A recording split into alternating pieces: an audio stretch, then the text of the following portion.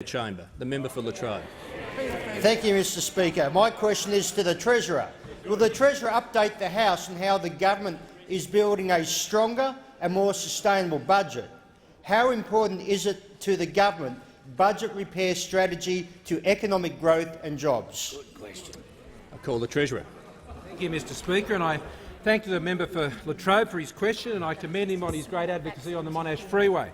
Mr Speaker, the government is establishing a strong platform for jobs and growth in our economy by backing Australians who are out there working and saving, investing every day and wanting simply a system and support that backs them into the decisions that they're making. Now, Australians are responding positively to this, Mr Speaker, as the Prime Minister has just said, in what Bill Evans described today as a cracking result on the Westpac Melbourne Institute Index. We now have more optimists than we do pessimists in this country about our economy, and that is a good thing, Mr Speaker. And that is backed up. There are more optimists than pessimists in the chamber too, the Prime Minister reminds me. The optimists are on this side about the economy, Mr Speaker, and those on that side full of negativity, Mr Speaker. They're all in the blues on that side, Mr Speaker, about our economy because they can't see the opportunity that is there that Australians can see, and that's why they're responding.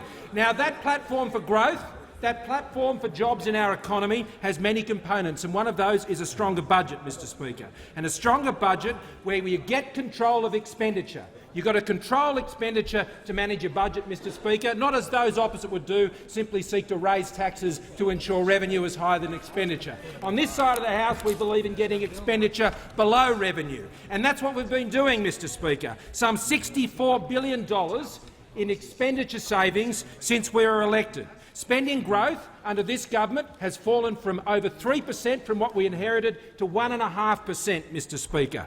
The deficit is reducing by a rate on average around 0.5% of GDP each year, and that is what we remain on track to deliver. And from next year on, the net debt as a percentage of GDP will be falling, Mr Speaker. Now, that is what is happening on this side of the House.